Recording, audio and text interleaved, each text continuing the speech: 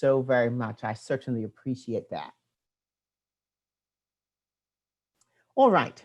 So given the statistics that we have, I want you to think about, well, look how many people recovered. Look how many people did well.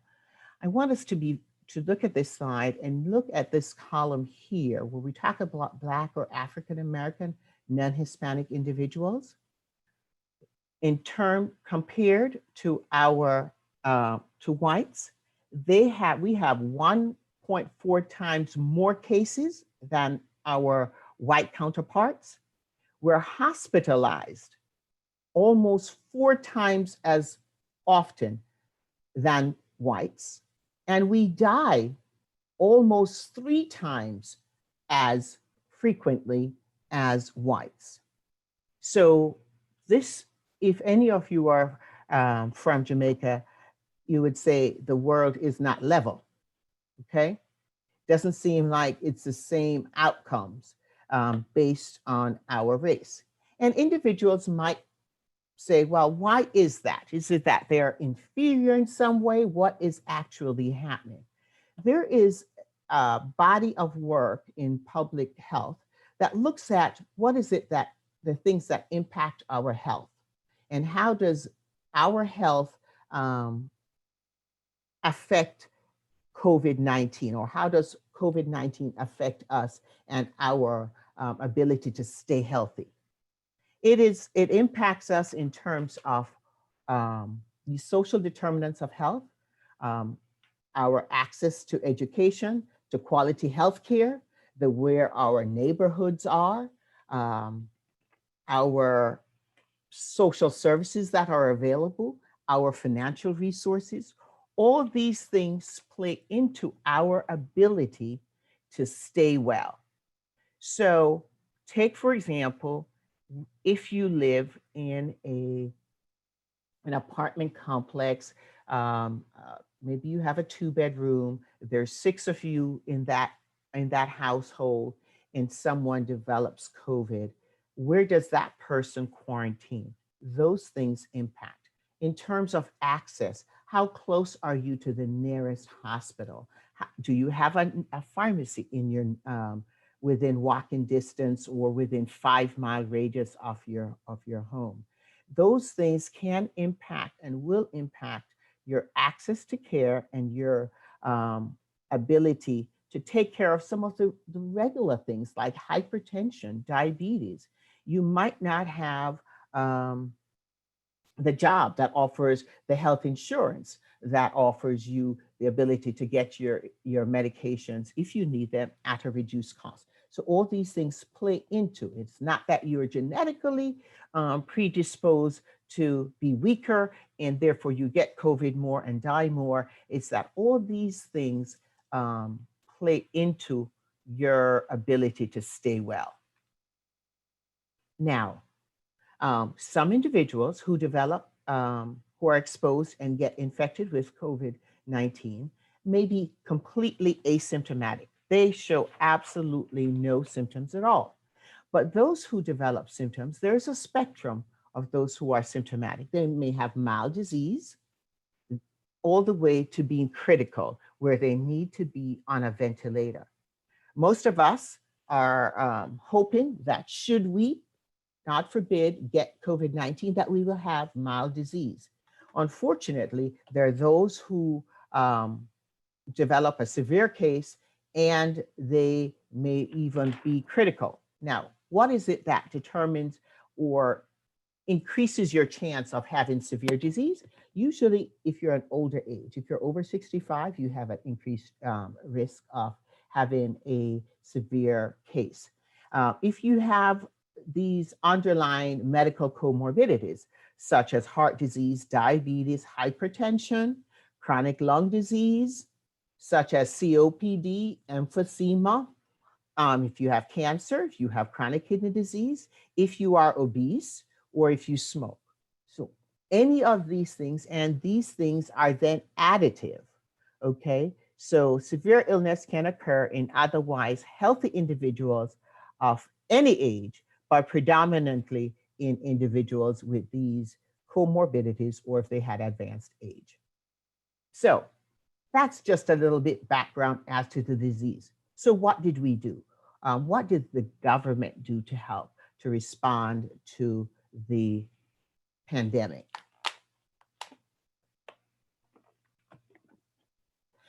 The government launched a very ambitious program called Operation Warp Speed. And I know that the term warp speed was probably not the best advertising that one could have chosen. Their goal was to develop, manufacture, and develop COVID diagnostics, COVID therapeutics, which means therapies that would treat individuals with COVID. And then they also, in a three-pronged way, wanted to develop vaccines to prevent the spread of COVID-19. So they had a three-pronged approach: testing, treatment, and prevention. Now, why did this vaccine get produced so quickly? This is one of the times in which the federal government came in and decided that they were going to back the pharmaceutical companies that were going to manufacture the vaccine. There were new as well as advanced technologies. And we'll talk a little bit more about those, but one of the big buzzwords is mRNA, messenger RNA, which stands for messenger ribonucleic acid. That's a relatively new technology. It certainly is new to us, even though it's been being studied before, but it was a new and an advanced technology that allowed the production, the scaling up, much more rapidly than our previously used methods to produce a vaccine. Then we did something called overlapping of our phases of research. So instead of waiting to do phase 1, let that completely finish, 2, finish, then 3. When we got a certain place with certain indicators in phase 2, we moved on to phase 3. They used established infrastructures. I was a part of the HIV vaccine trials network in my earlier career. That's an established network of doing vaccine trials, seeking a vaccine for HIV. And the government and Warp Speed were able to tell everybody, look, if you were working on HIV vaccines, stop. You're now going to be working on COVID-19 vaccines. So the labs, the investigators, the research nurses, the recruiters, everybody focused their attention. Never before have we ever had the degree of collaboration between manufacturers, government agency, and private entities. And so multiple labs worked at a single goal. It's not over 123 labs were working on one project. And it certainly resulted in a much more speedy progress for the vaccine. So let's look at the vaccines that were made available to us under an emergency use authorization. Now, if you're like me, if you could create a vaccine, you want a vaccine that's completely safe. It doesn't even give you a little bit of a headache. If it has adverse events, you want them to be very mild and they last a very short time. You don't want any contraindications. You want to be able to give it if the person is pregnant, if the person is old, if the person has cancer, if the person is a child. You want it to be protective if with only a single dose. And you want it to protect you very quickly. No more than 2 weeks from the time you get the vaccine. You want to be totally protected so you can go back about your life. You want it to be effective. You want, if I get this, the chance of me getting the disease, whatever you're protecting me from, is next to nil. You want it to be easily mass produced so that everybody can get who needs it. We want to be able to have it at room temperature, so I don't have to have any special storage requirements. And I don't need anybody special to be able to administer it, and I can give it along with all my other vaccines that I need. Well, that is easier said than done. The scientists, researchers, everyone got together and tried their very best to create a vaccine that could tick off as many of those boxes as possible. Right now, we have two vaccines that are available, but there are others that are still in trials that follow three basic patterns. And I'm going to move this down to the bottom.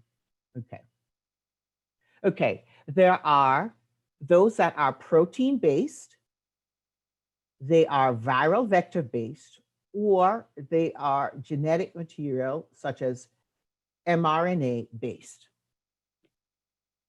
What does it mean when it's protein-based? Scientists knew from the data they had when we had the SARS epidemic and the MERS epidemic that the spike protein was key to a vaccine. And there was actually work done on the coronavirus that was associated with the MERS and the SARS epidemic that occurred in 2003 and 2012. So some manufacturers are doing it where they're taking the spike protein off of the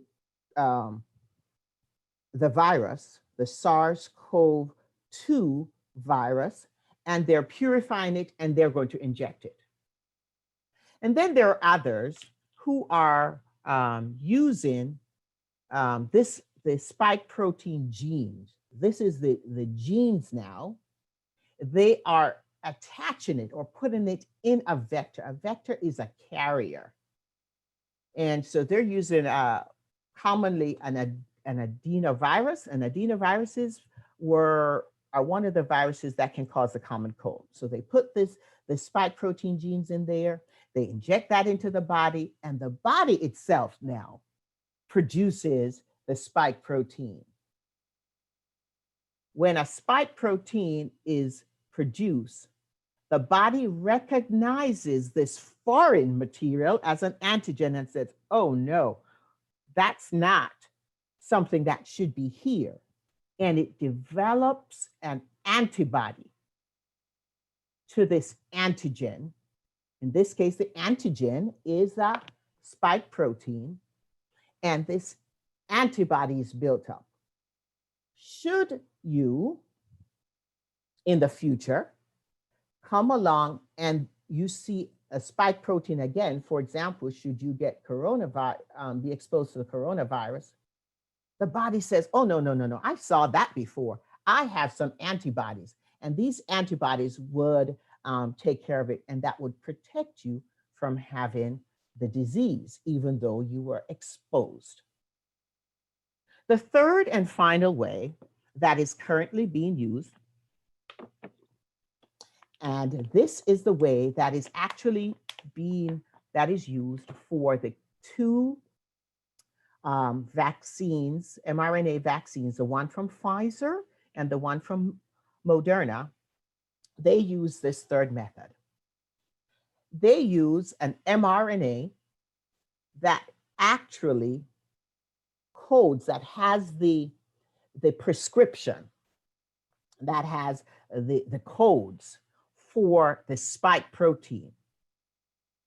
And you inject that into the body. And when it gets into the body, it tells your muscle cells to produce spike protein. So the spike protein, because the code was attached to the mRNA, and it now makes these spike proteins. Again, the body recognizes this foreign entity. Oh no. And the antibodies are developed to fight against these spike proteins or antigen.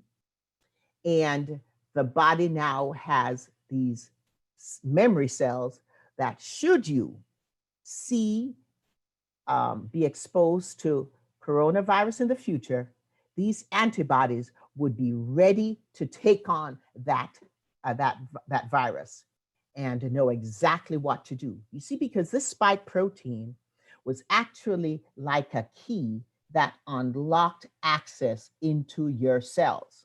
So you don't want these spike proteins to be able to get to your cells to unlock them and cause the virus to take over your body, okay? So it's very, very important.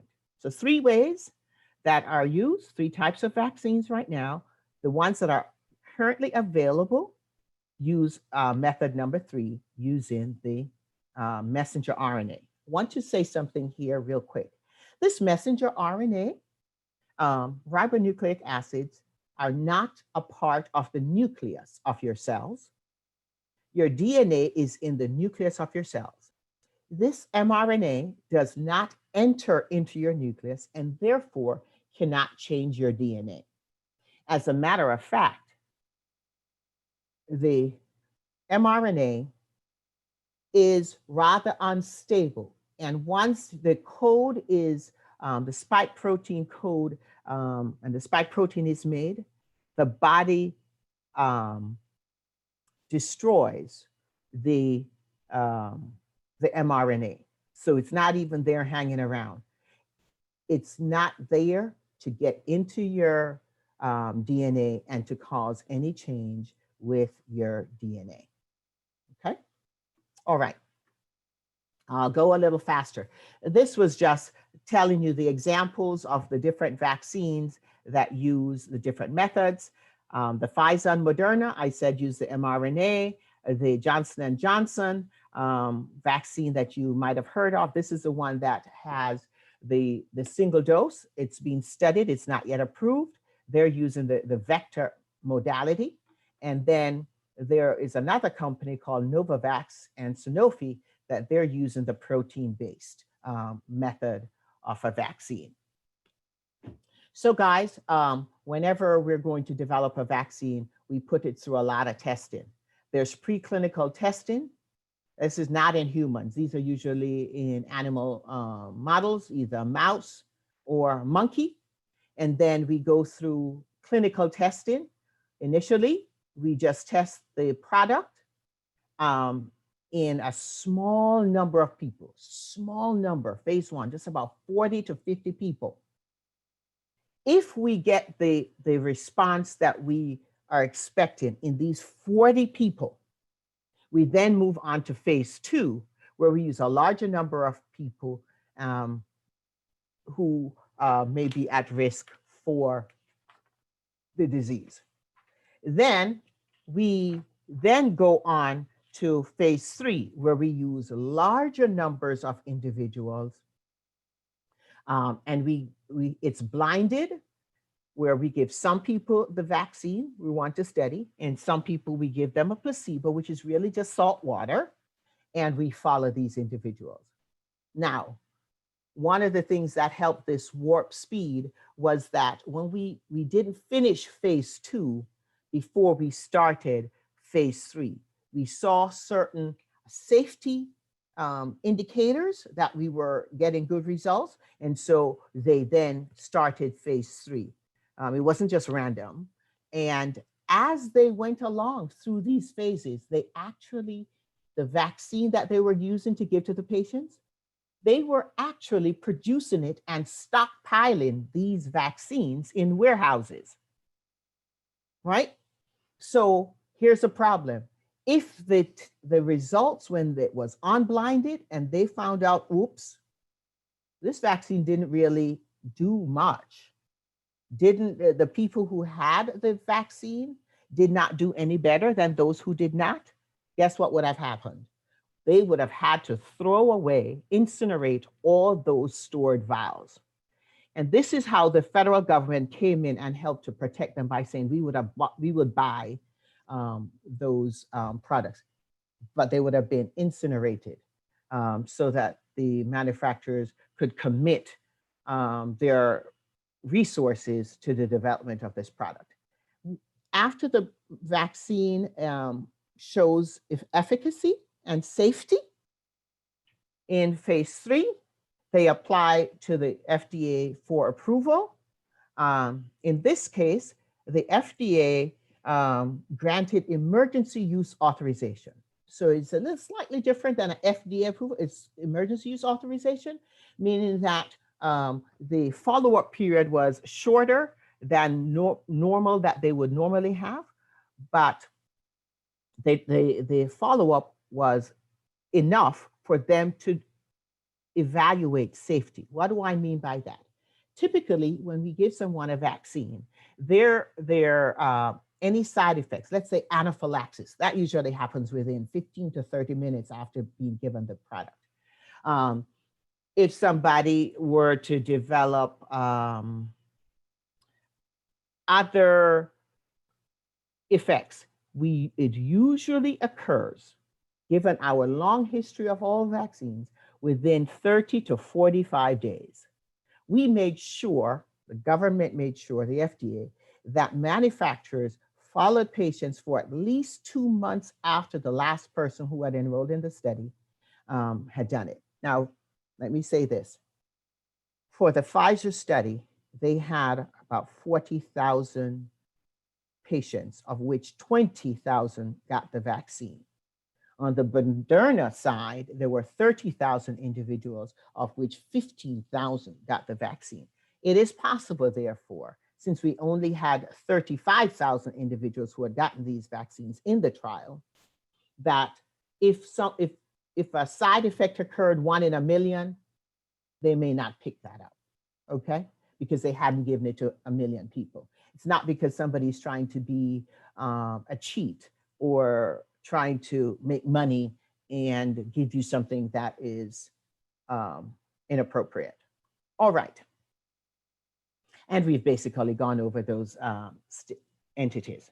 So really quick, I'm going to describe now the 2 agents, the 2 vaccines that have been granted emergency use authorization in the United States.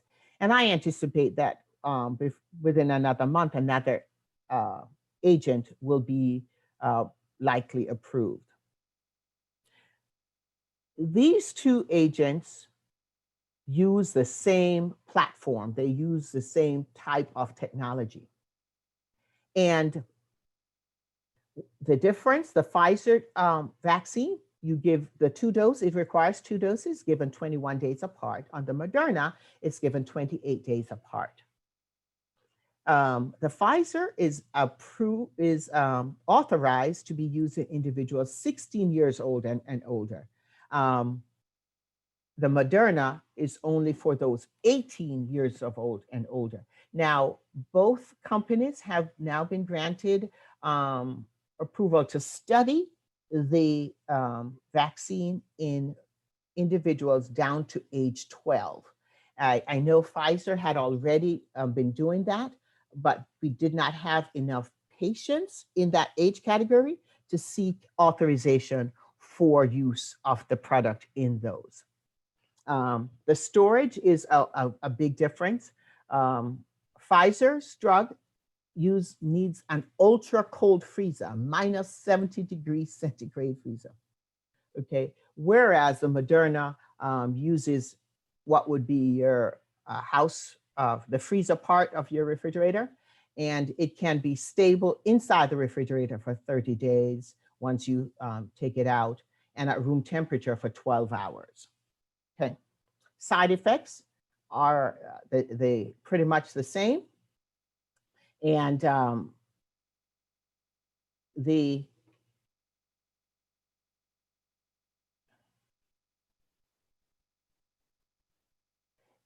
efficacy, the Pfizer vaccine was 95% efficacious. That study was published in the New England Journal of Medicine, the premier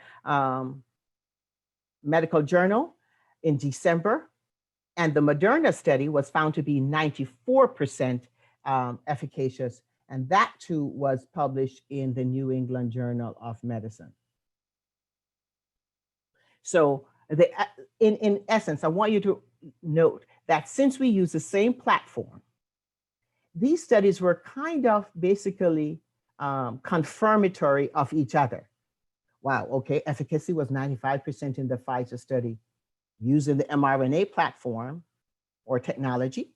And then when the Moderna study came out, it was 94% efficacious and it was using the same platform. So they kind of supported each other. Next thing, real quickly, there are other studies that are out there, and we talked about those a little bit. Some individuals are really excited that maybe there will be the opportunity to have a one-dose vaccine coming from Johnson & Johnson soon. But there were challenges with these drugs, you know, their storage, how they are scheduled, and how the populations in which they're approved, how they're distributed. There's no cost to us. The side effects tend to be mild and transient, mild, and they don't last long. And of course, the biggest thing for vaccine rollout has been vaccine hesitancy. What do I mean by vaccine hesitancy?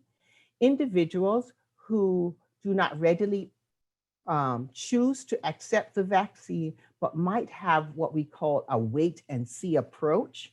They're not saying I won't, but they're not willing to say yes now. Okay, this vaccine hesitancy, as we saw with our little survey, that some might say the vaccine is not safe. Some are concerned about the long-term effects. Some people say vaccines usually take years to develop. I can't trust it. It seems rushed. I had an aunt who said to me, oh no, Hope, it seems so hurry come up, you know, in typical Jamaican style. There are others who've been all over the internet. Bill Gates is trying to harm me and put microchips in me. Well, there are no chips in the vaccine. This was the data for each study. I don't need to burden you with it, except to say on the Moderna study, they gave, where they studied 30,000 individuals, 11 people had COVID of those who got the vaccine. And those who had placebo, 185 had got the COVID-19. So the efficacy was 94%.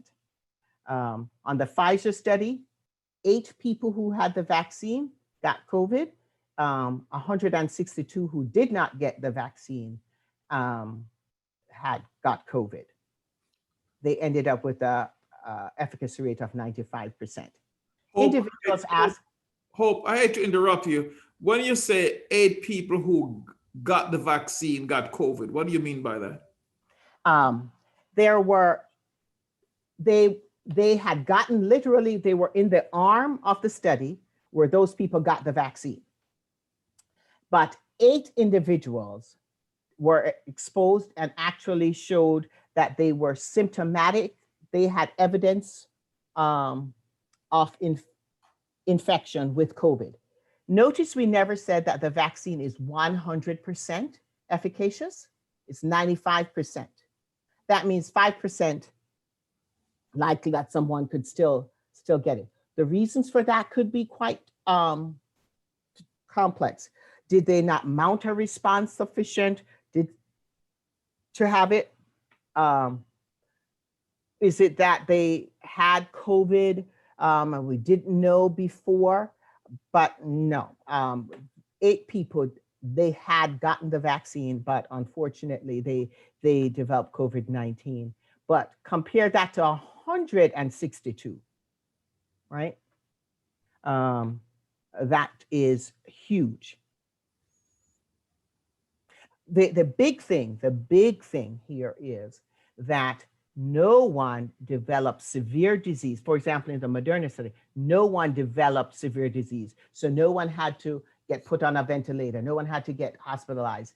because of their COVID. So even if they got it, they were not individuals who ended up being severe, right?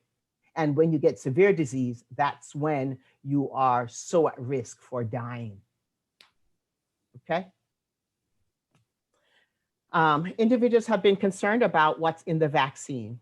I put on the screen here for you. I hope you can see that. The Pfizer vaccine, the Moderna vaccine, what's in there? The messenger RNA, lipids or fats are there. Why are fats there?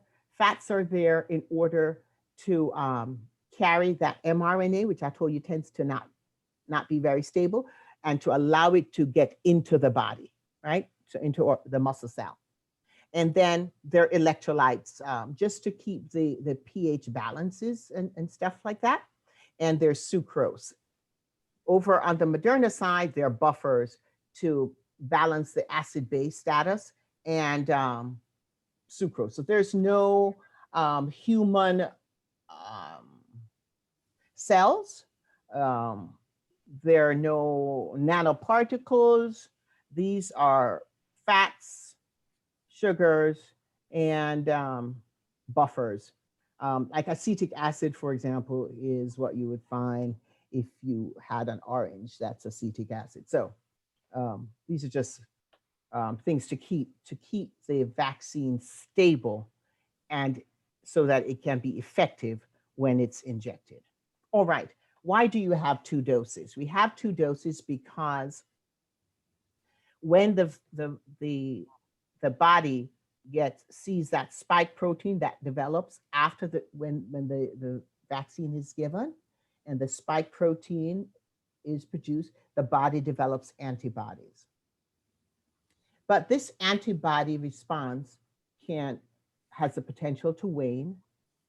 And we know that with this particular virus, if we gave another dose where they get another exposure to the spike protein, what we find is that there tends to be an antibody response, an immune response that can be up to 1,000 times more than what was present after the first dose.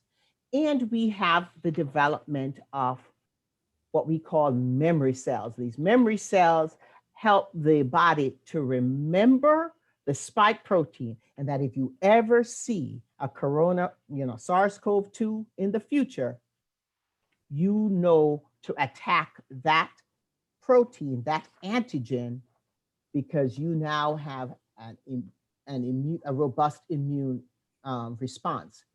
Within our immune system, they're like B cells and T cells. When we give these 2 vaccines, these 2 doses, we ensure that all the types of our immune system come to bear on the virus, which gives us a more long-lasting protection.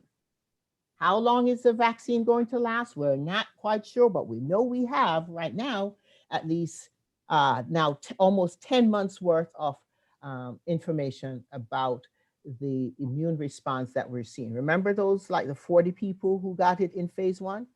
They're still around, and they're checking their antibody levels and so on and so forth. So we've been tracking it for about 10 months now.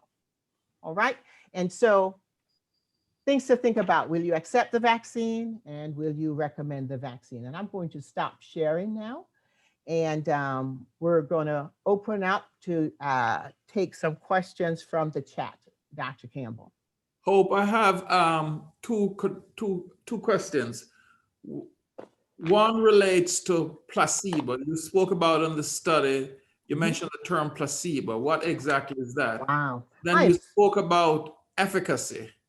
And you were speaking about antibodies, which I think you mentioned subsequently are blood proteins that when exposed to, in this case, an antigen, which is a spike protein, would then lead to the production of these antibodies. Which are protective.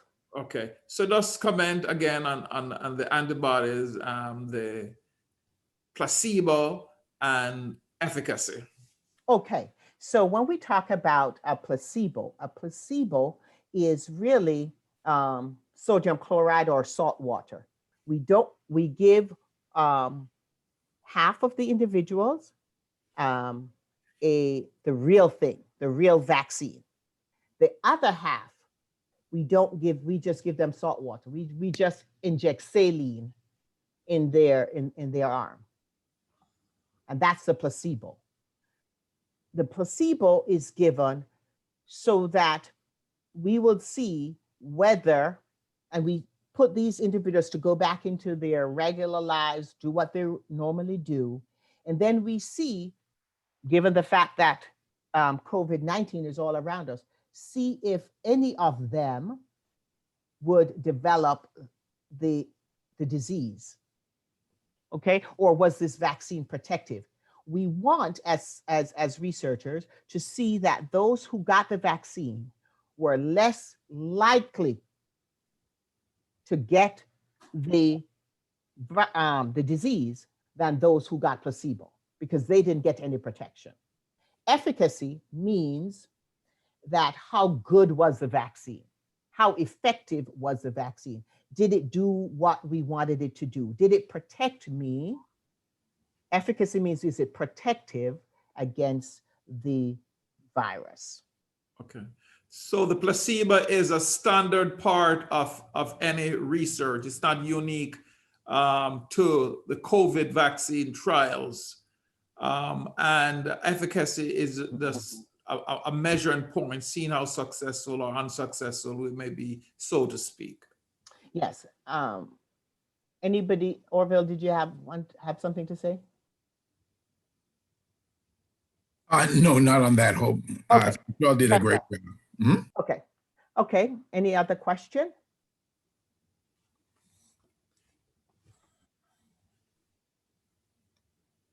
Okay. Maureen, did you have any questions you wanted to bring up from the chat? There was one, I think you just addressed the one that says, why does it say placebo? I was actually trying to read through. Was that the question you just asked? Yes. Yes. Okay. All right. Let me ask a question, if you don't mind, Dr. Campbell. Go ahead. Given the statistics that you presented, we're more likely to die, people of color, both Black and brown. We're more likely to get sicker, and we're more likely to have less resources and access to top-notch care. Why would a Black or brown person not want to take it with all the science? I understand the hesitancy issue or Tuskegee issues and all of that.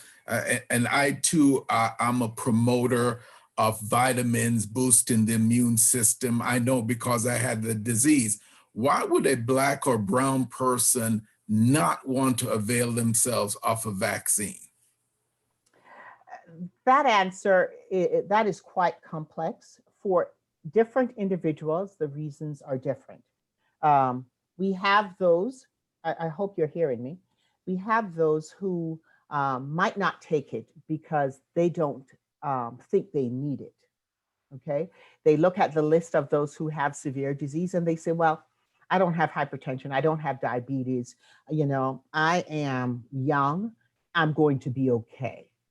And they might have seen others around them that had the disease, did well. And so they say, I'd rather have, if anything, even if I have the disease, I'm going to be okay and I'll develop my own natural immunity. That's one. The other one is they may choose to say, I don't believe in the efficacy, the safety, there are too many adverse effects, there are things that haven't come up, you know, that's one. So that's number two. And then the third thing is there are those for whom it's so inconvenient to navigate these websites and everything to get the vaccine. I just can't be bothered. Okay, so those are some of the things that can happen. So where we are today is I really encourage those to reconsider in terms of, it's okay if I have the disease, I'll get over it and I will build my own immunity. Those who have had COVID-19 disease, some of these individuals are what we call long haulers.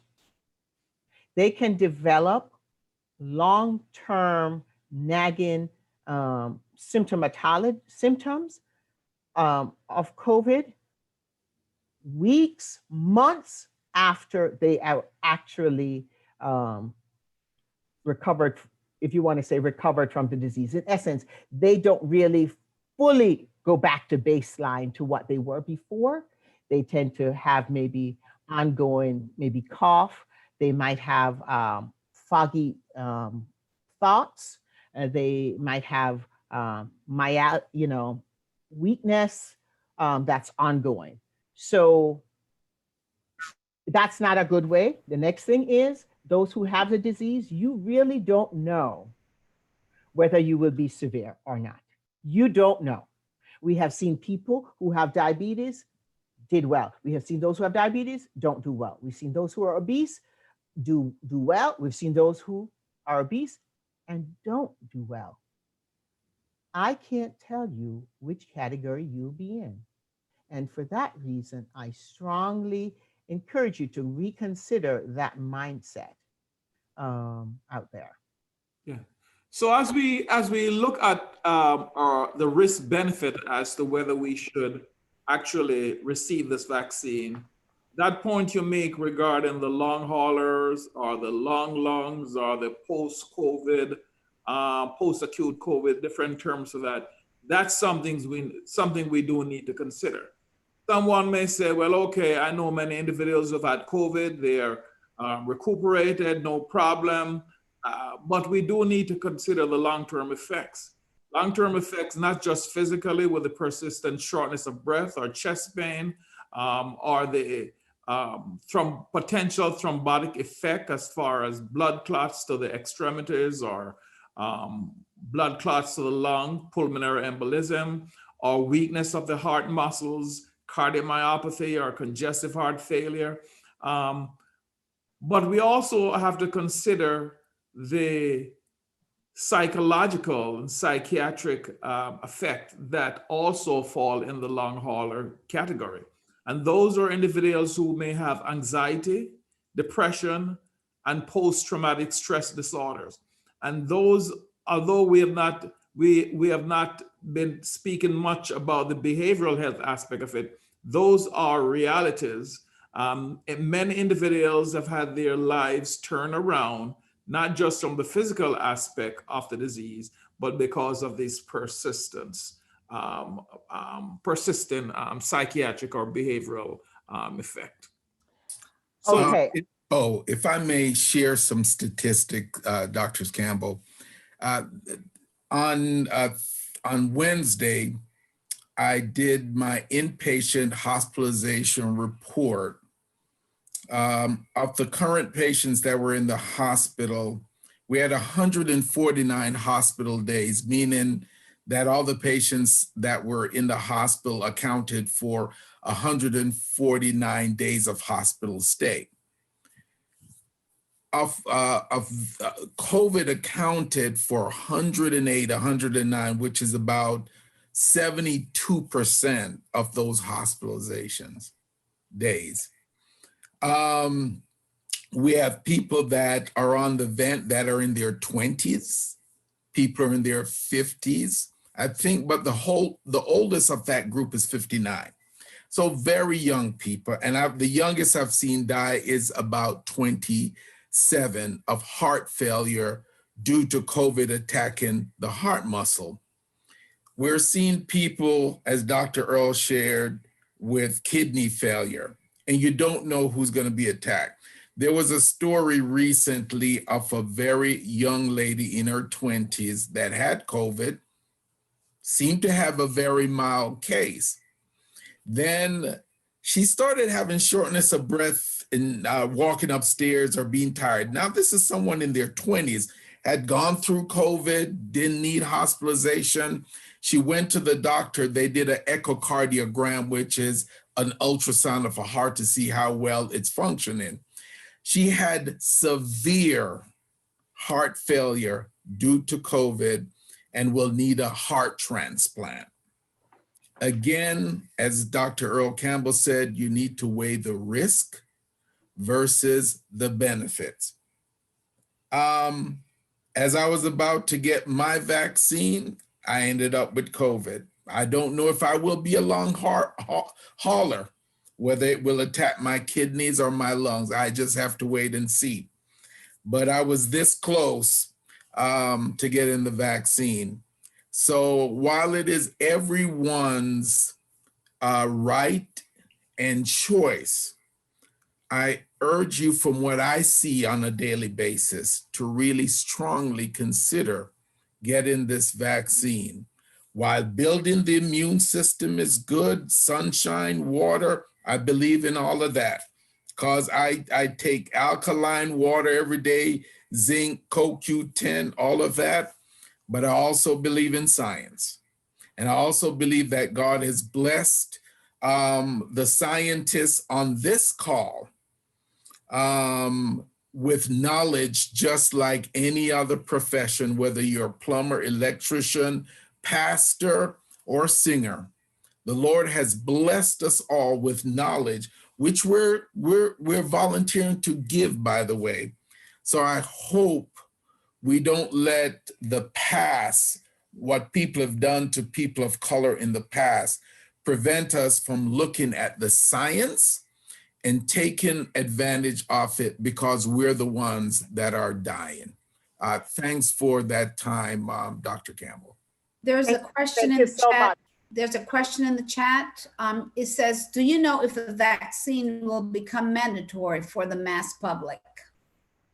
I do not know if the vaccine will become mandatory. What I suspect might happen that in terms of travel, there may be restrictions. And a lot of it, guys, is not people coming here so much as other countries not accepting us, because though the United States accounts for only 5% of the world's population, we account for 25% of the cases and deaths related to COVID. So that is of concern right there.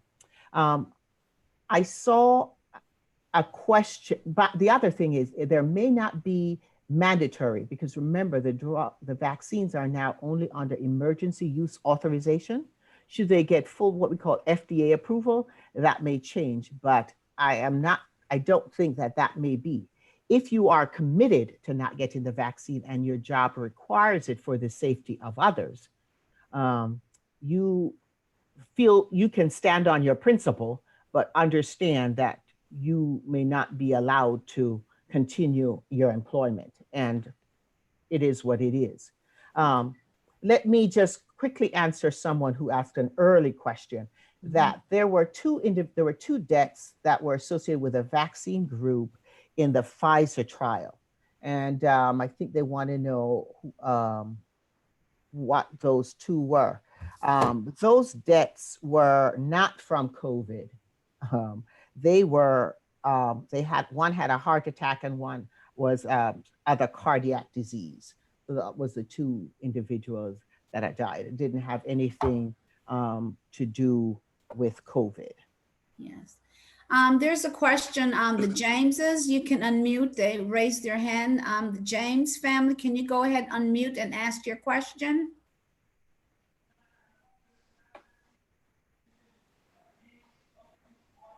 Can you unmute them, Maureen? Yeah.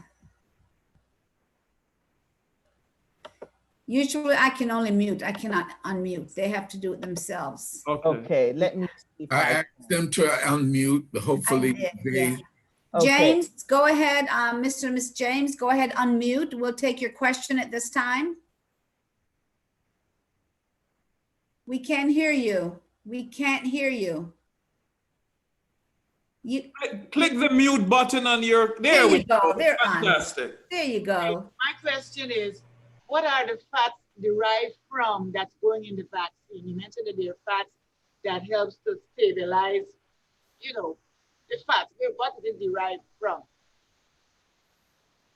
Um, are you concerned that it was like animal fat versus vegetable fat? That kind of question? Yes, generally, what kind of fats? What is it derived from? I don't know that we have any more information about that. The fat, these fats, these lipids are not things that you go and cook with. Okay. They are more, let's say, in a lab fats, like cholesterol. And we're not talking about that we got the cholesterol from an animal versus we got the cholesterol from a bird or whatever. Would it be safe to say, well, it could be plant-based? I do not know that. I could not answer that for you.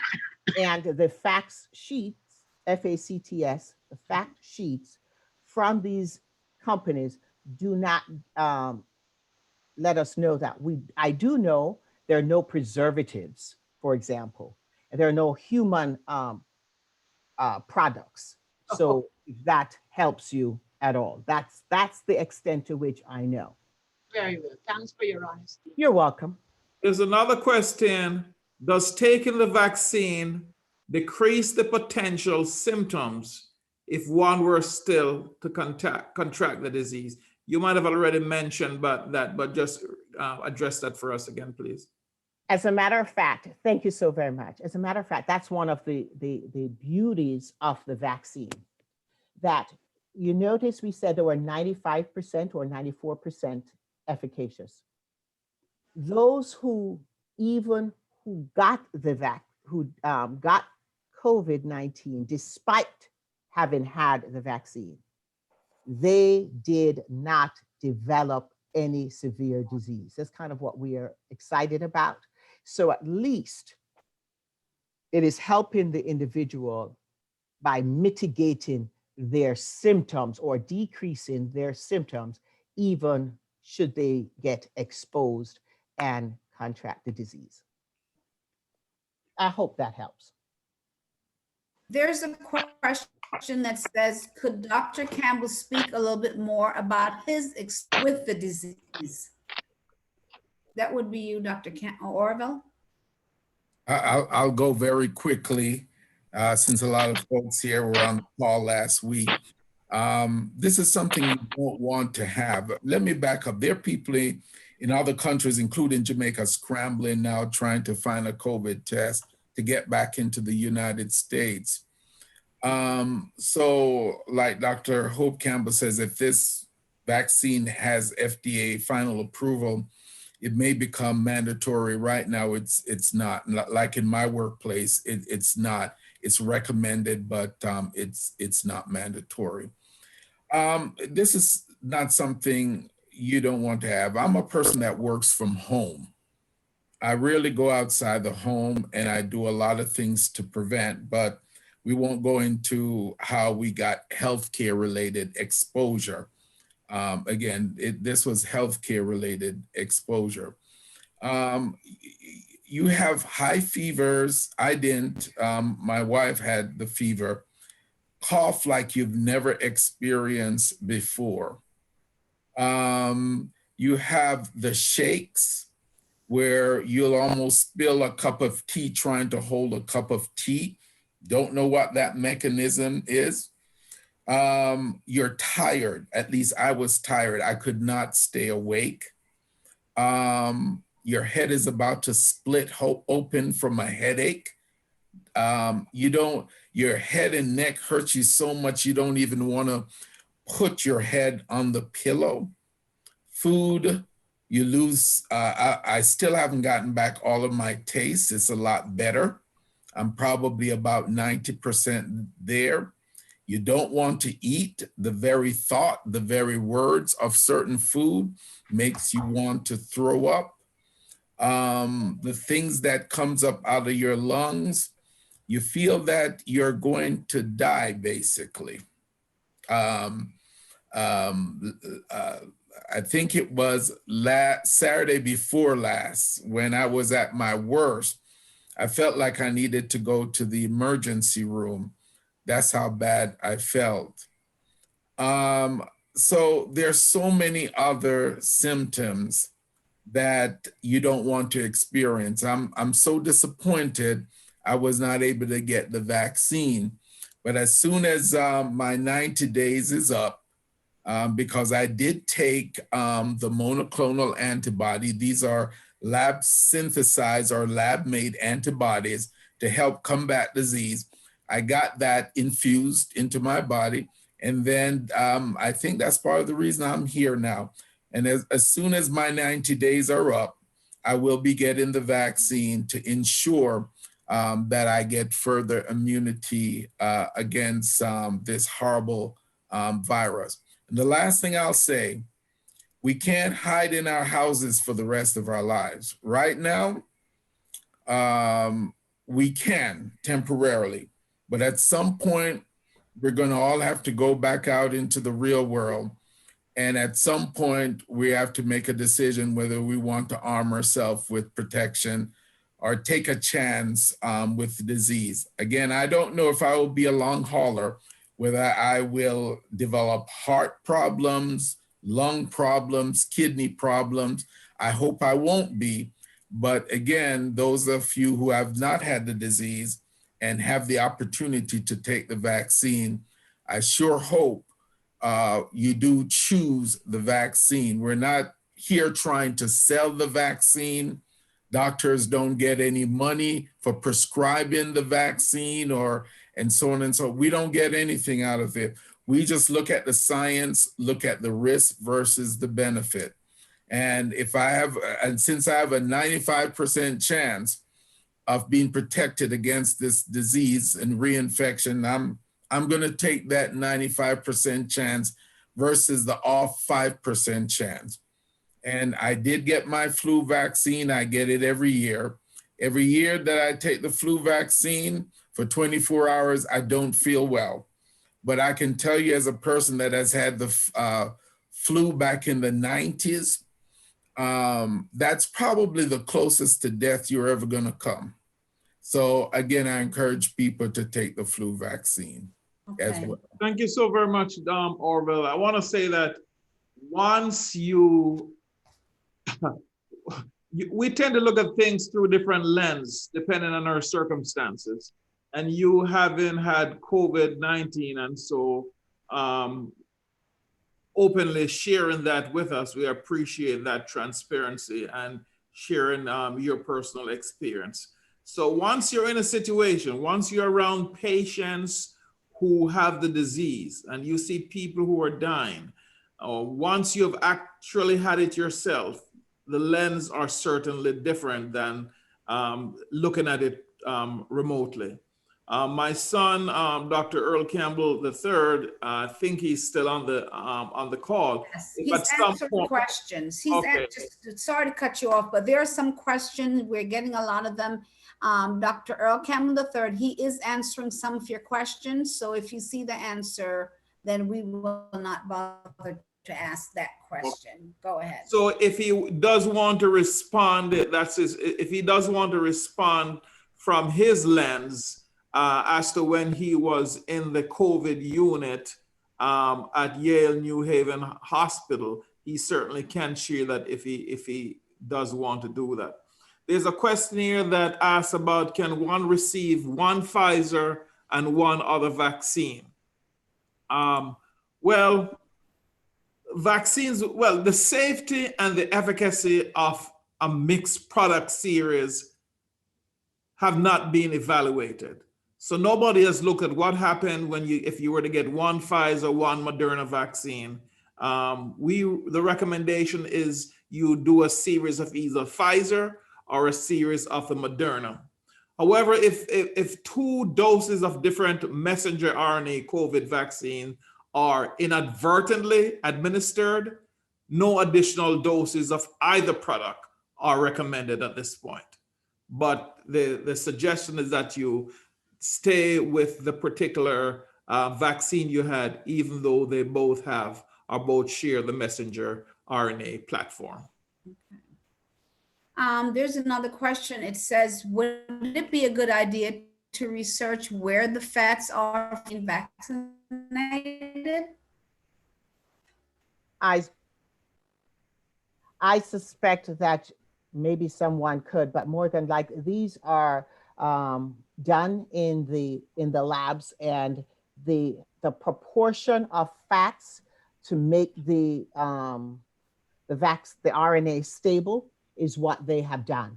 I have heard of no antigenicity or immunogenicity resulting from a reaction to a fat or anything like that, or concern with that.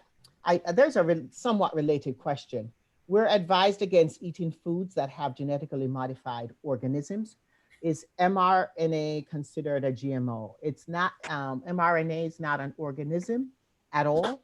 The virus, the genes of the spike protein, the genes to make a part of the virus, just a part of the virus, is what is put in the mRNA or on the mRNA. And so, no, I would not be considered genetic. It's not an organism. It's the genes. The body actually makes a spike protein, and protein is protein. Like you eat, veggie meat, scallops, or something like that, or you eat beans.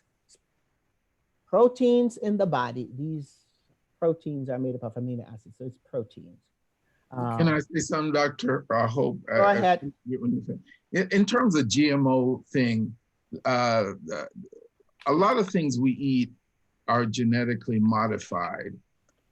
Pretty much everything you can put your hand on that's seed grown in the United States is genetically modified.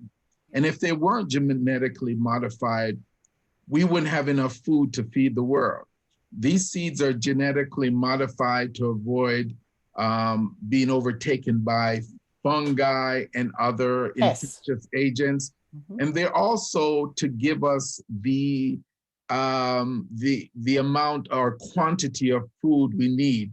I think GMO has been politicized in terms of food. There is zero evidence, absolutely no evidence, that say that if I eat a genetically modified corn, and I think every corn that we eat, put in our mouths today, is genetically modified. There is no evidence or no support that it is the body handles it differently or it will harm us. It's mostly politics and money. Just like you see gluten-free. The gluten-free, everything on the package says gluten-free. Well, gluten is a good thing. Gluten just simply means the protein of a grain, whether barley, whether wheat, that's actually the protein in the barley or the wheat. So when you eat your scallops or so on, that's what it's made out of, the protein part of wheat. And you can make it, just take regular flour and wash the starch out until you come to that chunky, gooey looking gray thing. That's gluten. It's naturally occurring, but politically and from an advertising point, we're being taught not to eat gluten. Well, God created gluten and it's part of barley and wheat. So I advise us not to listen to the science and not necessarily the advertising and the hype that's not scientific. Okay, thank you all very much. If I may say something. Yeah, hello? Yeah, hi. I'm just saying something from a primary care perspective. Is that Dr. Dawkins? Yes, sir. How you doing? How are you? Good. Good, man. Can't complain. This is what I tell my patients because I listen and I hear the same things. The internet has fed everything, and I think it's important to have functions such as this to educate the people. As a primary, I can tell you that most of what's been discussed as far as describing the process, the RNA, and there's questions about exactly what the protein and the reality is that I can tell you, even after going through medical school, and again, I'm a primary, I'm not even specialized like these guys. it's difficult for me to tell you that I understand everything.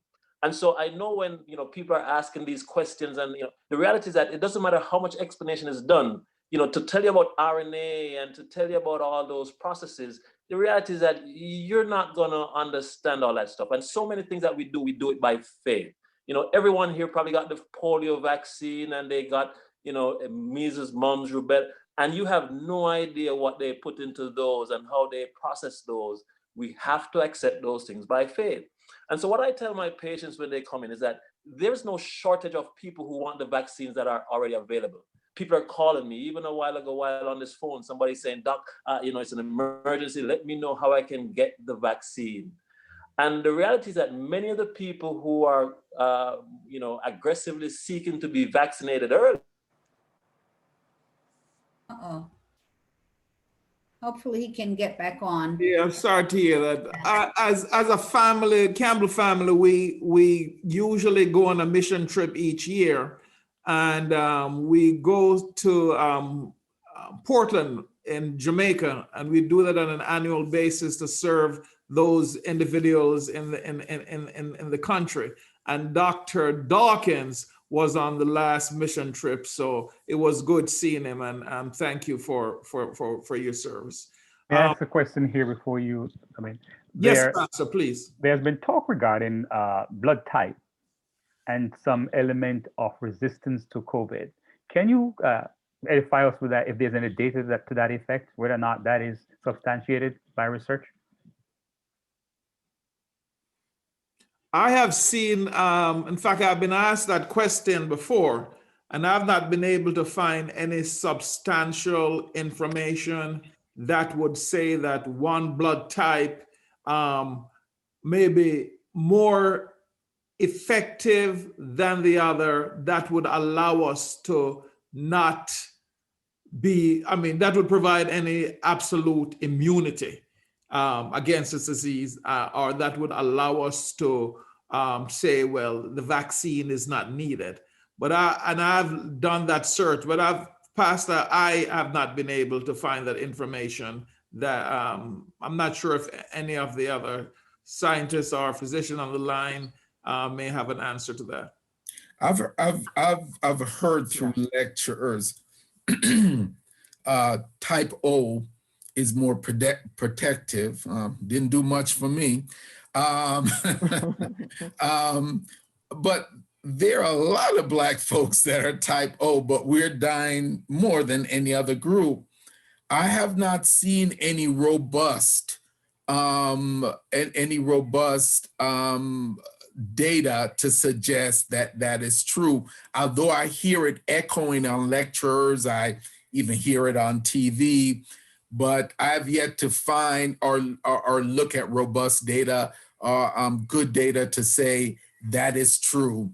And again, a lot of Black folks are type O. Right, so that's the most common blood type. So right. Again, even once we get that data, we will. So Pastor, I will do some homework on that. And if I do get some information that is valid, then I certainly will let you know, sir. I appreciate that. But my point is, however, is that I say Dr. Dawkins is back, so I'm going to let him on as soon as I'm finished here. So my point is, in the context of what is happening, is for individuals to really do a serious reflection and make their own decisions. Yes. Because there are so much information that is out there, and every person today seems to be an expert with the telephone and with WhatsApp and all that sort of thing, and they're spreading quite a mass of information that can be very confusing and misleading. And I think people need to use their common sense. Historically, we are from a country that we have had vaccines right up to have protected us throughout our generations in fighting so many diseases. And it is no different in the current context, but the politics of what is happening, I think, is a major contributing factor to this trust that is happening. And I think we would prayerfully look at this and make decisions accordingly. Yes, yeah, so finishing up what I was saying, I think it cut off because maybe I was going too long. But when the patients asked me, I said, right now, think of it as not if you're going to get corona, but when, if thing continues the way it is, not if. And the reason why I say that is because the patients that I've had who have succumbed to it, I don't know what is it that they would have done to have gotten it. I mean, and I can tell you their lifestyle. And even the doc here mentioned that, you know what, he wasn't going out protesting and opening up his mouth. He wasn't doing any of those things. Even today, we spoke about a sister from our church who passed from it. You know, and when you get sick, it's not the time to say, how could I have prevented it? Because right now, the only prevention is a vaccine. So if you think about it, it's not if, but when.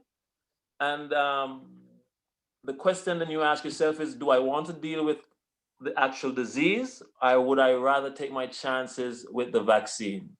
And it depend on, I mean, those are questions, and you just have yes in both of them or no in both of them. And depend upon your answer, you will decide whether you're going to deal with the vaccine. At any one of them, if you say no, do you, you know, not if, but when, do you want to deal with the corona, or do you rather to take your chances with the vaccine? And those are the simple questions. And I think most people will come to the conclusion that, you know what, I'd rather take the vaccine. And if you want to take the vaccine, or if that's your conclusion, then the soonest that you can get it, the better it is for you.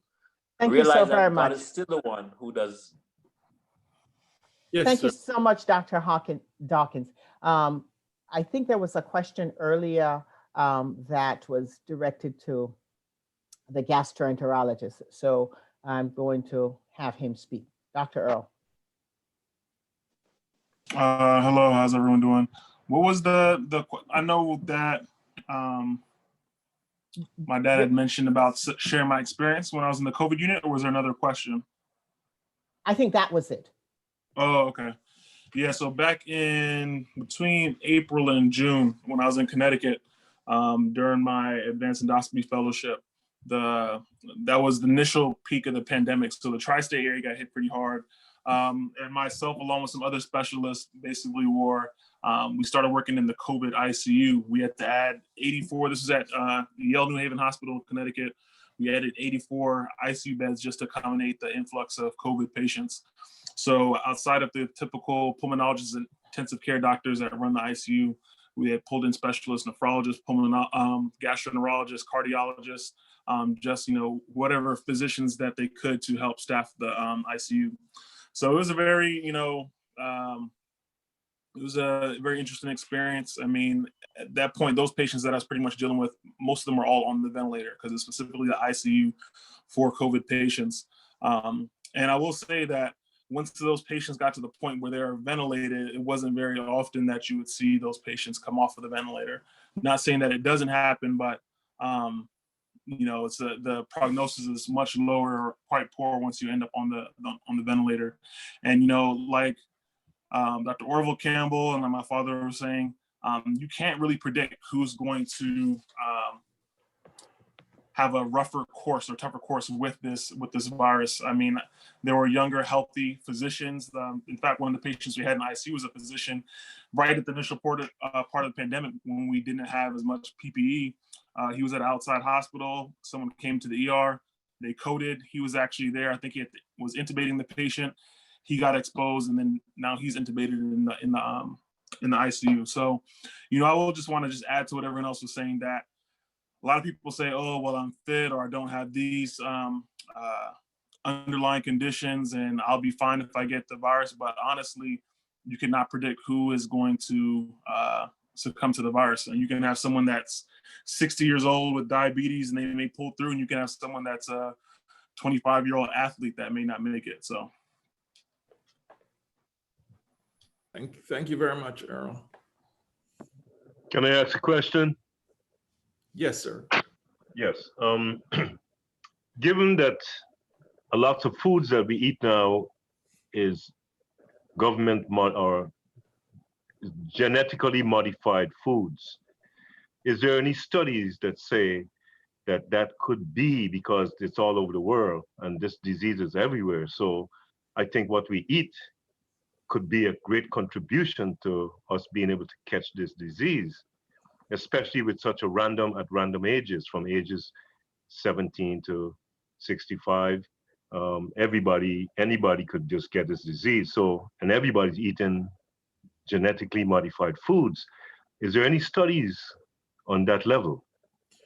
I'm not sure of any studies on that level, but you are right from the perspective that our nutritional status plays a role in how we are able to, how susceptible we are to certain diseases, how well we're able to heal, how well we're able to rehabilitate when it comes to certain diseases. So yes, nutrition is an important aspect of it. But I don't think it is because of the nutrition why this novel coronavirus came into existence. I've not done any studies on that, but we know that in Wuhan, China, in December of 2019, in the Hubei province, we had an outbreak of pneumonia that then started our experience worldwide with this virus. So as we try to cope and as we try to survive with this pandemic, the nutrition is important, but I do not think it's cause and effect that because of the diet that we have, that we are now in this pandemic. And to add to that, people need to also realize that we're not isolated. We're not the only one dealing with it. Our political system that we have here wasn't the issue in Europe and the Caribbean and all that sort of stuff. So if we start to actually look outside to see how they're handling it and what they're doing, for instance, Europe is dependent upon the vaccine, just like, we are here talking. As far as nutrition and the GMO and all that sort of stuff, well, you can look at other countries who are not, highly dependent upon these things. I mean, you have Central, South America, the Caribbean, African Asia. countries who don't have these things. So let's not think that everything is, is us, but look at the world who is dealing with it and what they're doing in response. Thank you all, everyone. I don't know what our plans are in terms of timing, Sister Webster. We're available for questions. I will let you lead in terms of time, but I don't know. We have another 20 minutes. Okay, so yes. Are there additional questions that you've been seeing in the chat that we need to take, please? Yes, I have one more question, if that's okay. Could you hold for me, Mr. Michael, and make sure that we grab someone else who might not have had an opportunity. Okay, good. I will get back to you. Sister Webster? Yes. One question is, since it is proven that the vaccine helps the disease, are they then working on the cure using its contents or similar contents? And why is it that the same effort is not placed on getting a cure? Let me take that one. As I indicated when we talked about Operation Warp Speed, the word that annoyed everybody. Well, they had three plans: to do treatment, to do vaccine, and to do diagnostic tests. The vaccine, they have therapeutic agents. We just didn't talk about it here, but there are things such as remdesivir. There's the monoclonal antibodies that are there. There's steroids, for example, dexamethasone. And so therapeutics are definitely in parallel with. What has happened is now the focus, because the vaccine is available in limited quantities, that has sort of taken over the news. It does not mean that manufacturers are not studying and have not been studying these other agents or developing new agents. So please don't think it's just vaccine. We're looking under therapies, which was the therapeutics. I'd seen a question somewhere about what do we think about like the hydroxychloroquine and ivermectin. There was some initial enthusiasm for hydroxychloroquine. However, as we always put what we know and what we think, we try to studied in as much a blinded way. Notice in the study with a vaccine, we had vaccine or salt water, placebo, dummy. What we had when we had hydroxychloroquine was often, it was not hydroxychloroquine versus lactose pill or empty pill. It wasn't. So when they did put it to those kinds of tests, real drug, hydroxychloroquine versus placebo, it did not show that it was effective and could actually, because of its side effect profile, actually seem to do more harm than it did good. And so the consensus of the scientific body now was to move away from hydroxychloroquine. It's not that they never used it, they started using it, but they also wanted to evaluate it in a scientific manner. And when that came to bear, it found, and so we did not do it. On the case of ivermectin, I am currently not up to date on ivermectin to say that I could give you a comment.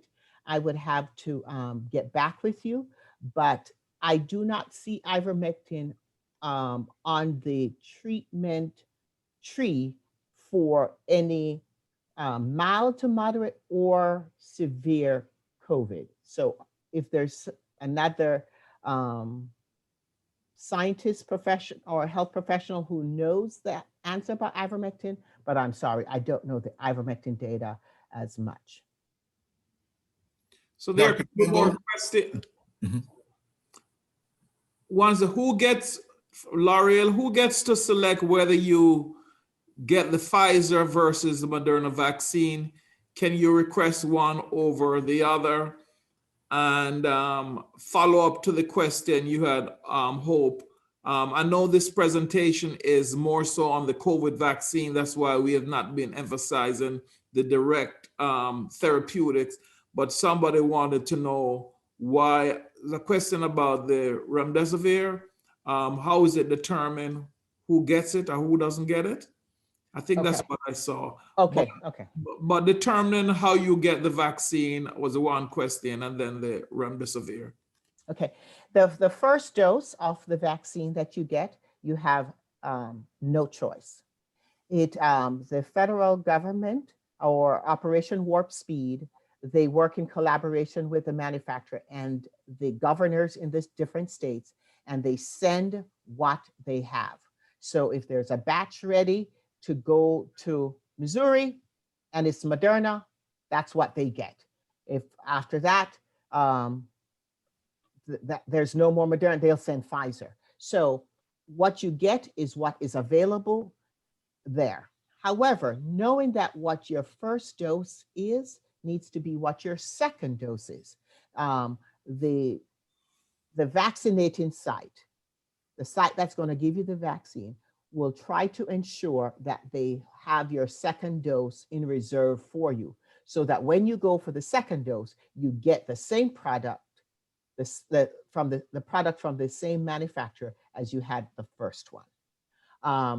When it comes to the issue of remdesivir, remdesivir is administered intravenously. It means through the vein. It's an injection for usually 5 days.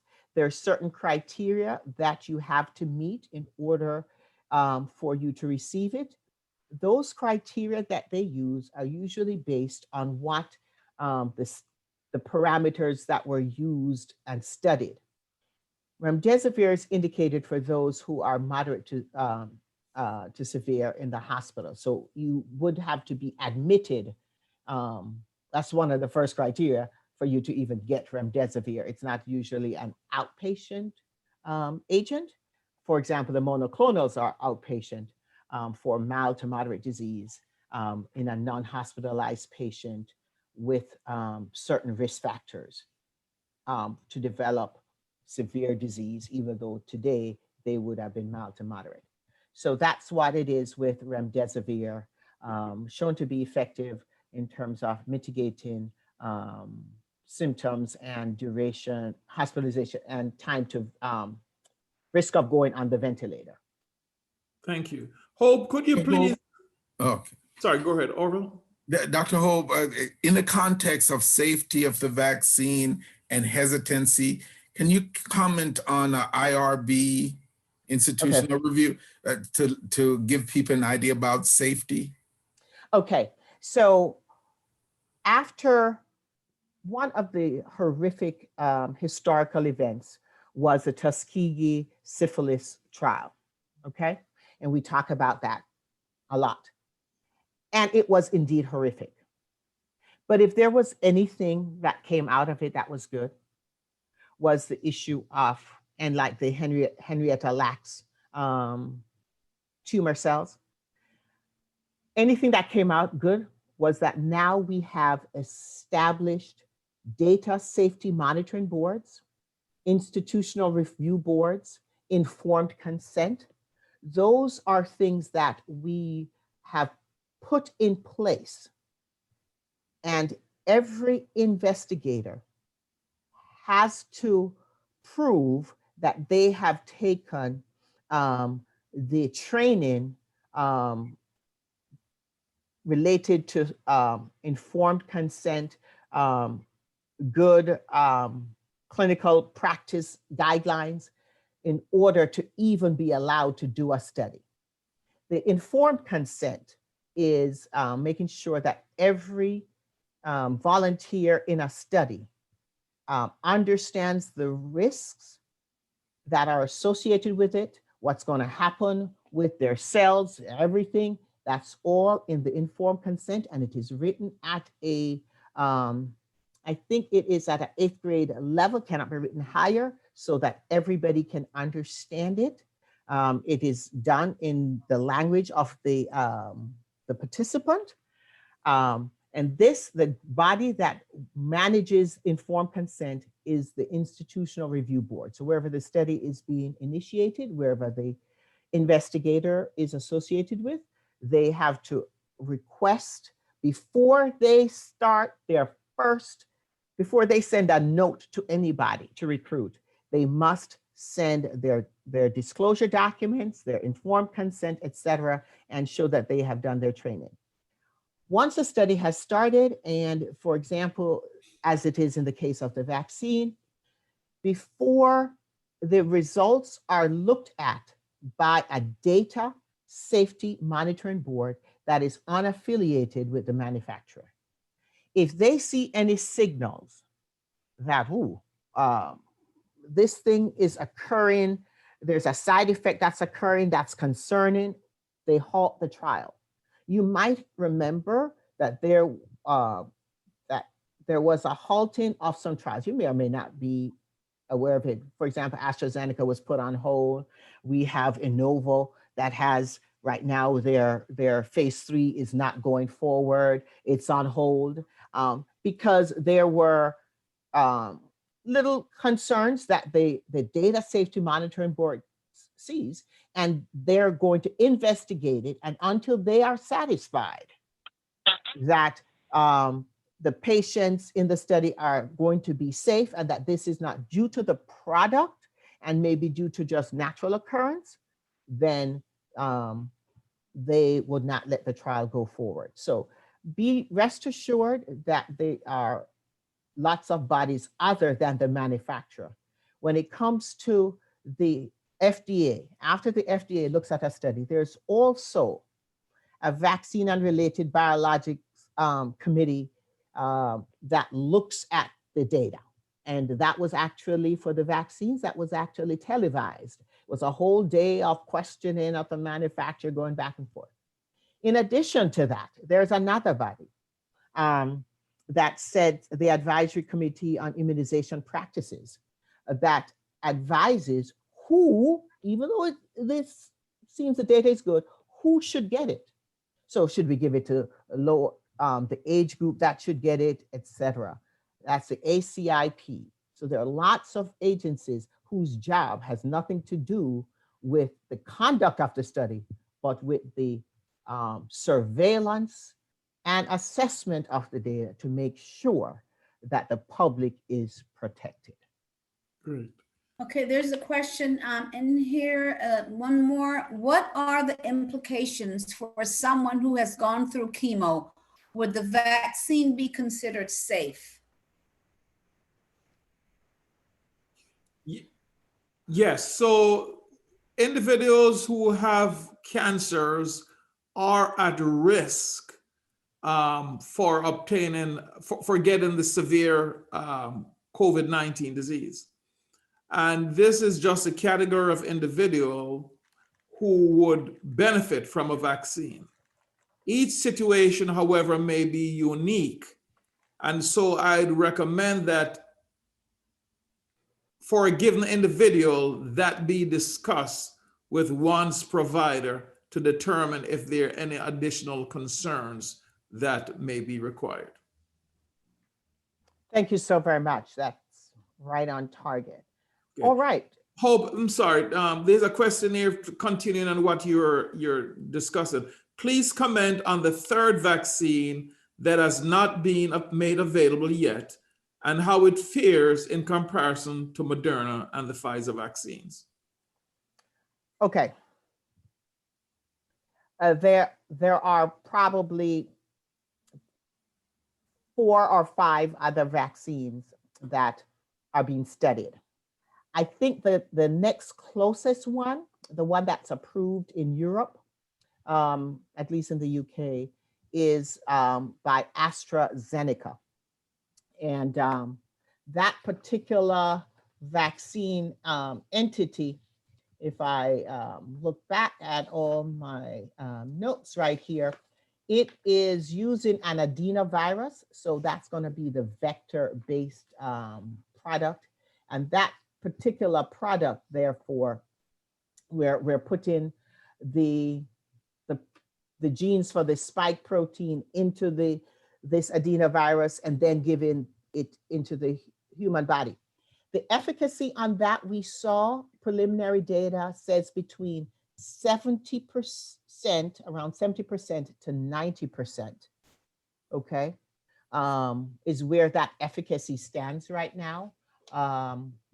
And so we will see what ultimately happens in terms of its approval. There were some initial concerns. You have to be careful how you compare the different things when they're on different platforms. But it is likely to be, it's going to go through the same safety and efficacy scrutiny by every body that I just described. And if it gets emergency use authorization, we can trust that it is, as they say, it's safe and effective. The preliminary data right now says it's between 70 and 90. Where it will fall, I don't know. Thank you. I just wanted to make a comment on what Orville had said before about the monoclonal antibodies. And also, as it relates to what Pastor was saying, you know, we have our cell phones, we have the technology. We need to make sure we equip ourselves with information we need to get the best possible care, because most of us cannot guarantee the care that we get is going to be advertised, it's going to be announced, it's going to be discussed with us. And Orville spoke about the monoclonal antibody therapy that he had received. So in the United States, there are 2 monoclonal antibody therapies that target SARS-CoV-2. That's bamlanivimab, and there's a combination of casirivimab and imdevimab. You don't need to worry about the name.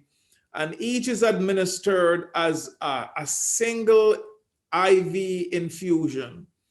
And we need to make sure if we go to the hospital, we go to the emergency room with mild to moderate disease, that we know whether we are candidates for it. We may not know, but we can ask.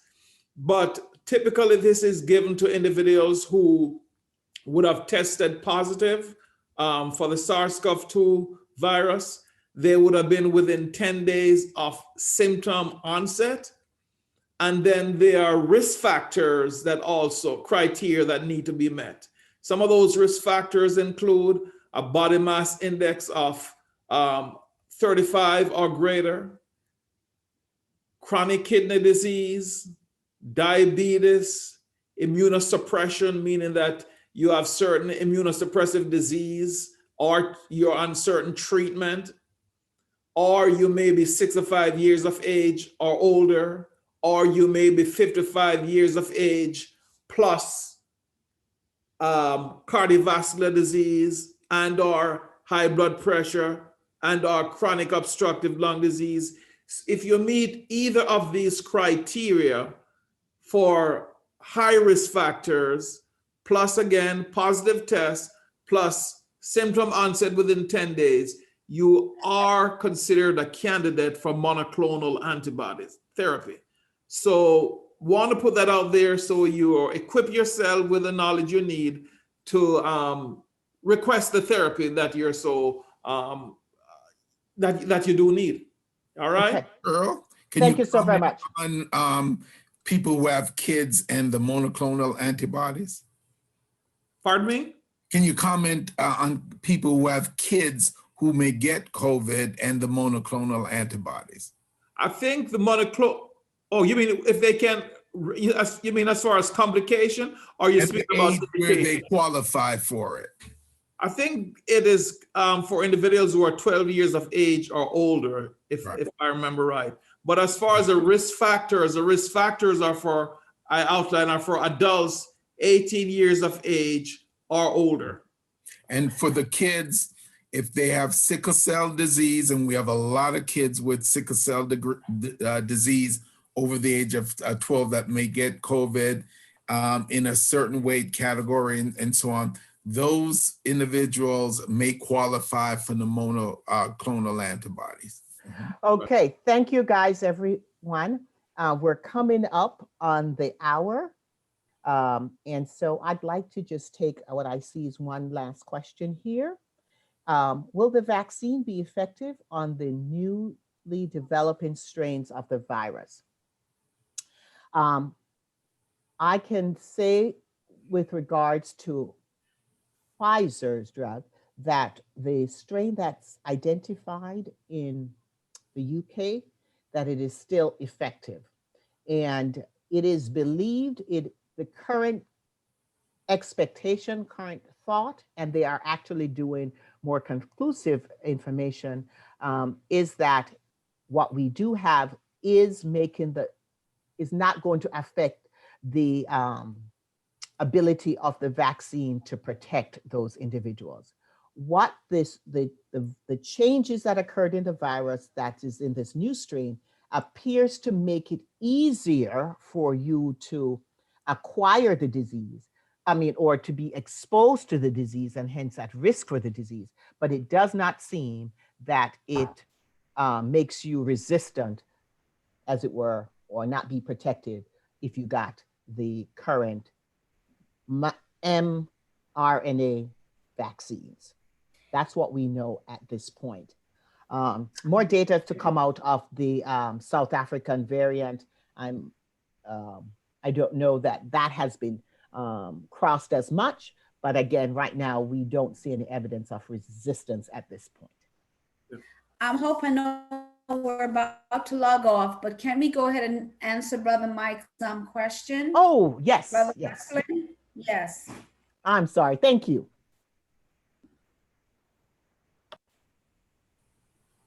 Can I go ahead now? You certainly can. Yes, thank you. With all respect to your disclaimer in the beginning of this conversation,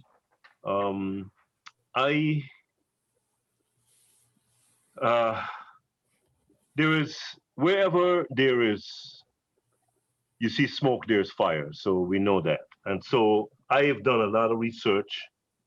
I like to do research on many, many things, not only medicine, but a lot of different things. And they said that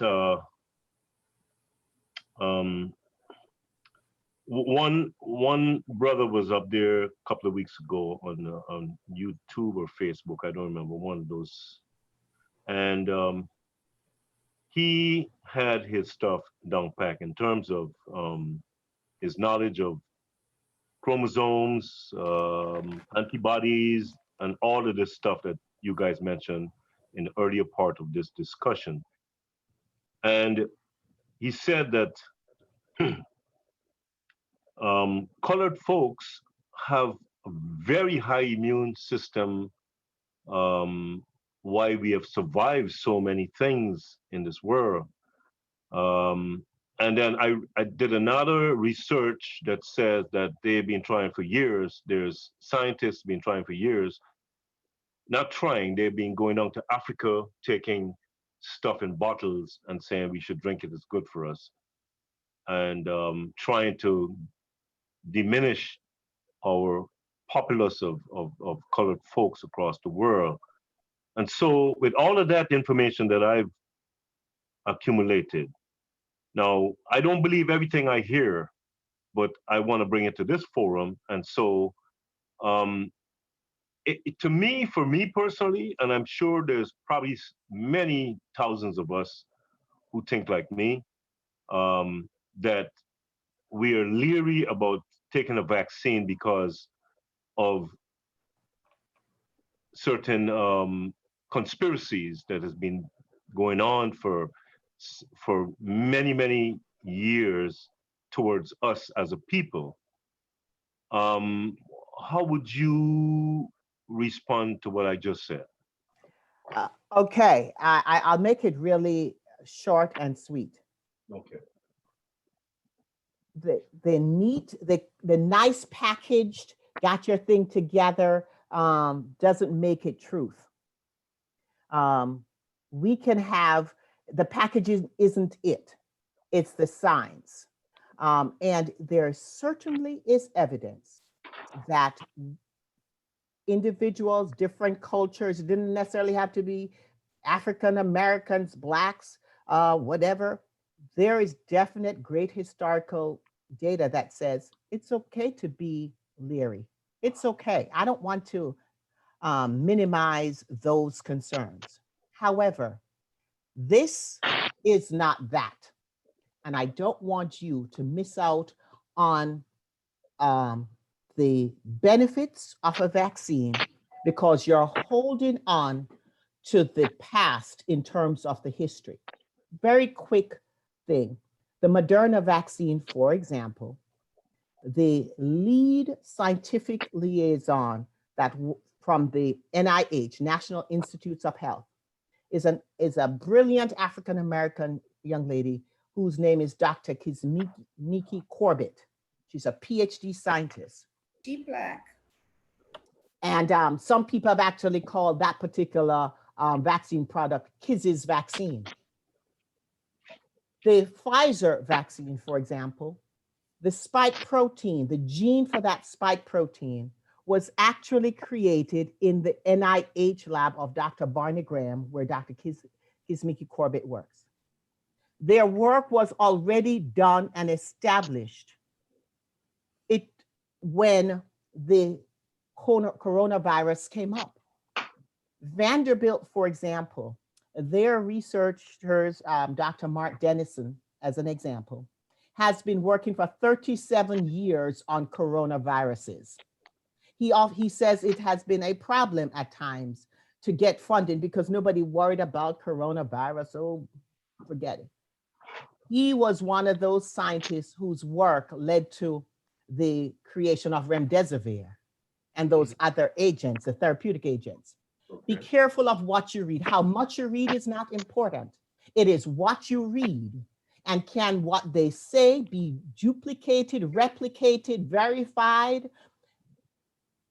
I cannot tell you what to do, but I can tell you what the data tells me could happen to you if you get the coronavirus. 2%, there's this thing, oh, it's just 2%, 98% of the people, nothing happens. Unfortunately, that 2% looks like about almost 4,000 people died yesterday, and the day before, and the day before, and the day before that. That's not comfortable for me. This is not the case where your child gets chicken pox and you try to get the child to go and hang around with the other kids at school so that they all get chicken pox so that we get over with it. This is not chicken pox. We don't want to be passing COVID from one to the other. And if we have something that can help, let's use it. Let us not be the person who shows up to God and, basically asks, God, I thought you were going to protect me. I got sunshine, I got rest. I studied my Sabbath school lesson. I did all these things and you didn't protect me. And he said, yes, I actually sent you a vaccine, but you didn't take it. Let's not be that one. I am only giving you, I am not employed by or receive any kickbacks or of any kind, monetary or otherwise, from any pharmaceutical company, from any agency. I am sharing what God has gifted me with, and I ask that you make your own decision with regards to that. I'm going to put up a poll right now, and let's see if we can get everyone to answer this real quick, and we'll close. Thank you very much.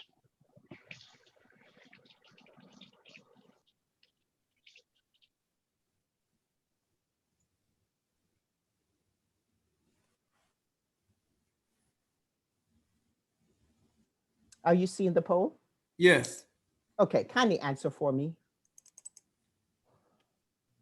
Cannot click, cannot get a response. Can I get it to accept it? Okay, Okay. it's now going on.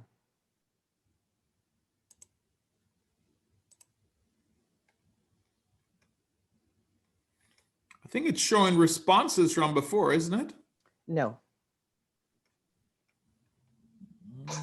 I think it won't let us respond because host and panelists can't vote. Because what? Host It says cannot. host and panelists can't vote. That's why. Okay. Individuals are responding. Okay, great.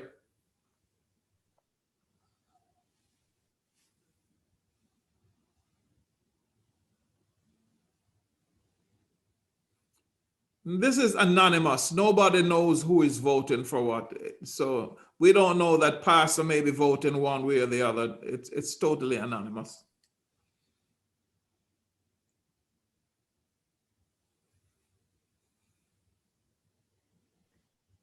And as soon as I see these stop going, I can, I have about 27 people who have responded so far. If there's anybody else, okay, still see some more coming in.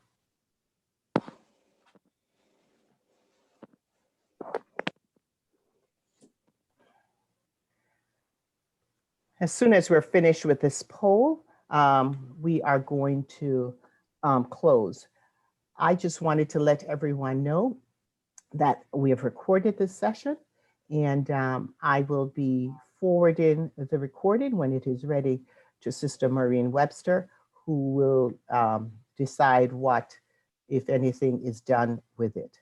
I sincerely thank each and every one of you for joining us this evening. I hope it's been beneficial to you and that you stay safe and you stay well. I'm going to give the floor to Pastor for any additional comment. Thank you, Sister Maureen. Let me say thank you, Dr. Campbell, for this beautiful presentation. I think it's been edifying. The comments I've had so far is that information was very informative and very effective in terms of decision making. I want to thank not only the primary presenter, Dr. Hope Campbell, but I want to thank Dr. Orville Campbell, Dr. Earl Campbell, and Earl Campbell Jr., and also Dr. Dawkins for chipping in and sharing his expertise with us. I really appreciate your presence. And as I sat here and looked, I was thinking more beyond this particular forum to see what else can we do in a context like this, in the framework of health, to bring others as a part of our missional endeavor. So I hope I'll be praying about that. I'll be reaching out to somebody to see how best we can utilize your specialties and your skills to enhance the health and well-being of people across our communities. Again, Mr. Hope, thank you so much for taking the time out and for sharing such vital information to us, and we really appreciate that. I pray that God may present and bless all of you and preserve you in your practice and as you travel and as you do, and also in your recovery, Doc, that God may continue to be by your side and give you a full recovery. We appreciate that. And thank everyone for coming in this evening and for joining us. I trust you've been edified. And again, I want to thank Sister Dorrit, who was my go-to person to facilitate the arrangement. Thank you so much again. God bless and be with you. Let me have a word of prayer before we go this evening. Father, we give you thanks for the knowledge that you have granted your people. You have informed us in such a way, Lord, that we are able to make decisions for our health and well-being. I would ask, oh God, that you may help us to be slow in gravitating towards all the prolific information that is scattered across the network these days. Information, oh God, that can be confusing and misleading. And help us, oh Father, to follow your word. We are people who believe in health, and you have granted us, oh Lord, the knowledge and the expertise to preserve health and to protect ourselves. Thank you for the wisdom. And so, Lord, as decisions are made, we ask, oh God, that your Holy Spirit may guide everyone. And may you keep us safe as we go through the rest of the week, I pray. Thank you for your blessings. Again, I ask your blessing upon the experts, the physicians, and the pharmacists and others who participated, I pray. And bless your people. In Jesus' name. Amen. Amen. Amen. Amen. Thank you again. Thank you everyone for logging on. Have a blessed week. Amen. Bye-bye, everyone. Don't forget Bye. your mask. Bye-bye. Bye, everybody. Okay. Bye. Thank Bye, you. everyone. Bye, Pete. Bye. Hi, Ryan. Hey, Sherry. Bye. Hi. Bye. Bye, Bye, guys. everyone. Okay. Everybody. Bye. Hello, Sister Rose.